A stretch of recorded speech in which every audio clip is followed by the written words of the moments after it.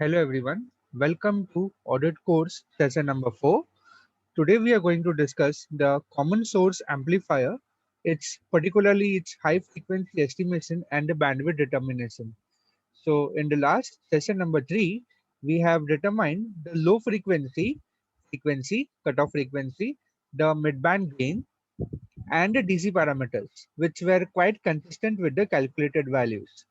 So let us start with today we have to determine the high frequency, cutoff frequency, and the bandwidth. So over here, the threshold voltage of the transistor is zero point 0.4, and the Kn value is given as 1 milliampere per volt. Okay. So with this data, we will move ahead. All this we have already covered in the session number 3, and the ID formula is also given half mu n Cox W by L into VGS minus VT and the whole square. So for high frequency estimation, the given data is the gate to source capacitance CGS is 20 picofarad and CGD is zero point 0.2 picofarad. Now let's look at the diagram in LT Spice. Okay, so this is the diagram which is given here over here. So additionally, we have given CGD. CGD is between the gate and the drain terminal, and CGS is between the gate and the source terminal. CGS 20 picofarad and zero point 0.2 picofarad respectively. So CGD, as you can see clearly, it is the capacitor which is connected between the output side and the input side, right? So this capacitor we have to millerize into your CMI and CMO. That is the output Miller capacitance and the input Miller capacitance. So let us start. Let us do that. So over here, we have CMI, which is given by the formula CGD into 1 minus AV mid. Now AV mid earlier we have determined the value as minus 2.054. Okay. So we substitute the value minus 2.054 and this will be zero point 0.2 picofarad into 1 plus 2.054. So that comes out to be 0.6108 picofarad. Okay, and now CI, the input capacitance, is given by the formula CWI plus CMI plus CGS. Now CWI wiring capacitance is not given, so we'll assume it to be 0. CMI we got it as 0.61 picofarad and CGS is given as 20 picofarad. So CI will be 20.61 picofarad. Similarly, the output Miller capacitance is given by the formula CGD into 1 minus 1 upon AV mid. So it will be zero point 0.2 picofarad into 1 plus 1 divided by 2.04 because minus minus sign will get cancelled. So this number will come out to be 0.297 picofarad. So CMO we have determined the output Miller capacitance. Now the output capacitance CO is given by CWO plus CMO. CWO is the output wiring capacitance which is given as 0, which is not given, so we assume it to be 0. And CMO value we have found out. So CO value is 0.297 picofarad. Okay. So now next is CHI, the input side higher cutoff frequency. It is given by the formula 1 divided by 2 pi into R equivalent into CI, where R equivalent is given by R sig parallel to R1 parallel to R2. So R1 parallel to R2 is 100K parallel to 20K and R sig is 1K. So if you work out in a calculator, that number will come close to 943.396 ohms. We substitute the value of Ci over here, 1 upon 2 pi into R equivalent. This is 943.396 into 20.61 picofarad.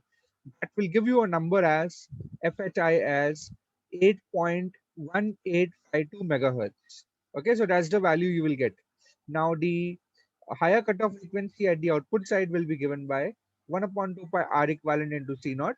Here, the R equivalent will be RD parallel to RL. Just ignore this RC. This is RD parallel to RL. So RD is 5K, RL is 10K. So that number will be 3.33 kilo ohms. Okay. And if you substitute all the values over here, that is 1 upon 2 pi into 3.33 kilo ohms into 0.297 picofarad, you will get FHO as 170.778 megahertz. Now, the higher cutoff frequency we have to determine as the minimum of FHI and FHO. So the minimum among the two is 8.1852 megahertz. So that becomes the higher cutoff frequency of the circuit. Fine. Now the bandwidth will be FH minus FL. Now FL we have determined in the last session as 26.31 hertz. So we substitute the value over here 26.31 and subtract it with 8.185 megahertz. So the bandwidth will be almost similar to your FH, which is 8.1849 megahertz. Now this we can draw a rough frequency response, that is of gain in dB versus frequencies. So here you can plot the midband gain as 6.25 dB. That was coming out to be, let us check, yes, 6.2523. So 3 dB down, you just mark the lower cutoff frequency and the higher cutoff frequency. So the lower cutoff frequency was 26.31 hertz, and the higher cutoff frequency is 8.185 megahertz. Okay, so let us refer this thing in the LT Spice circuit. Okay, so we have already marked everything. Everything is ready. Also, the CGS and CGD. Basically, these two are inter-electrode or parasitic capacitances, which comes along with which are due to the structure, of the MOSFET. So, along with the MOSFET, these capacitance come along. Okay, here we are simulating the behavior by connecting it externally, but in reality, these capacitance are inter-electrode and are present automatically. So over here, we have given the dot model statement as VTO equal to zero point 0.4. Here it is 0.4. Kn is 1 milliampere per volt. Basically, Kn over here is nothing but your, in LT Spice, it is called as Kp. So Kp is around 1 into 10 is to minus 3. So if this is 1 into 10 is to minus 3, if we want Kn is half mu n Cox W by L. So we have to make this as twice, W by L as twice. So if you make this as twice, this twice will get cancelled with this half. So your Kn will be equal to Kp in LT Spice. Okay. So that's what we have done over here. W by L ratio we have considered to be 2 and lambda we have given it to be 0. Okay. So VTO is given as 0.4. Fine. So these are the parameters which we are given. And now let us find in simulation how do we get this higher cutoff frequency. Okay. Let me adjust the screen. Okay. Over here, all the things are ready for your reference. So your R1, R2, RD, RS, CC1, CC2, and CS. And the body terminal of the NMOS is connected to the ground. The NMOS is renamed as NMOS1. RL is connected. RSIG is connected. Supply voltage 5 volt is connected. And input is given as AC volt of 1.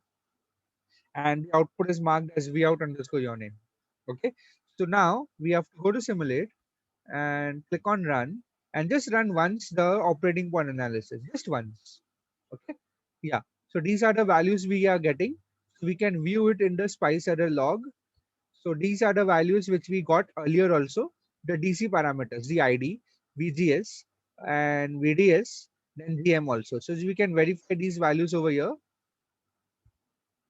Okay. So these are the same values which we got last time also. So just to make sure that these values are correct. Okay. So the value of ID is coming out to be 107 micro. Yes. VGS is 0.7, 0.27. It is also correct.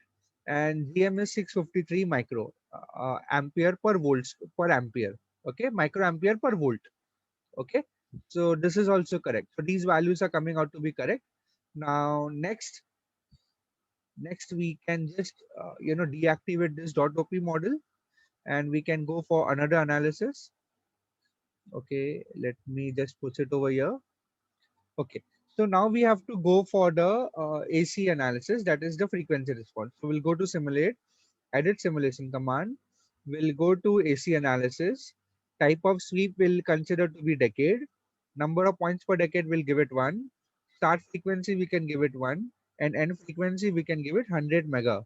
So remember 100 mega you have to write capital M small eg. Okay, megahertz. We'll click on OK and we'll paste this over here. Let me just bring it near this. Okay, so now we'll simulate and check the frequency response.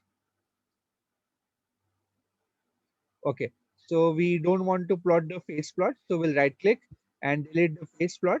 And this is the frequency response which we are getting, which is similar to what we have estimated in the PDF. Okay, so here it is. So from this frequency response, we need to determine, this is the frequency response as you can see. We need to determine FL and FH. Okay, so and the higher cutoff frequency should be around 6.252 dB, right? So over here, we have to, I mean, we can do it from like this also, the higher cutoff frequency minus 3 dB. So you see, it's very difficult to set the exact value. It is around 6.25. So we have to select it as 3.25. So it's not impossible, but difficult, right? So is there a way to directly calculate these values? Yes, there is. So for that, we have to go over here and write few statements. So we'll go to right click, draft, spice directive, and you will start writing the statements over here. We'll use dot measure statement. So dot MEAS, right? Gain. So gain the maximum value of that. So we'll take the magnitude of V out underscore the name. Okay, and we'll close the bracket. And next statement we want is dot MEAS, then value at 3 dB. Okay, what is the value at 3 dB? We want to store it, so that will be param, and the formula will be gain divided by square root of 2. Okay, now next line will be, we have to measure the bandwidth. So we have to write the statement dot MEAS, bandwidth trigger magnitude of V out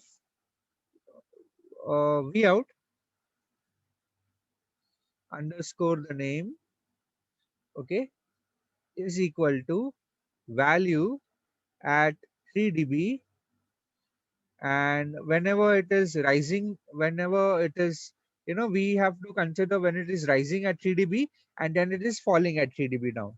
Okay, so that's what we write the statement over here, value at 3 dB rise equal to 1, and then the target, again we have to find the magnitude of V out.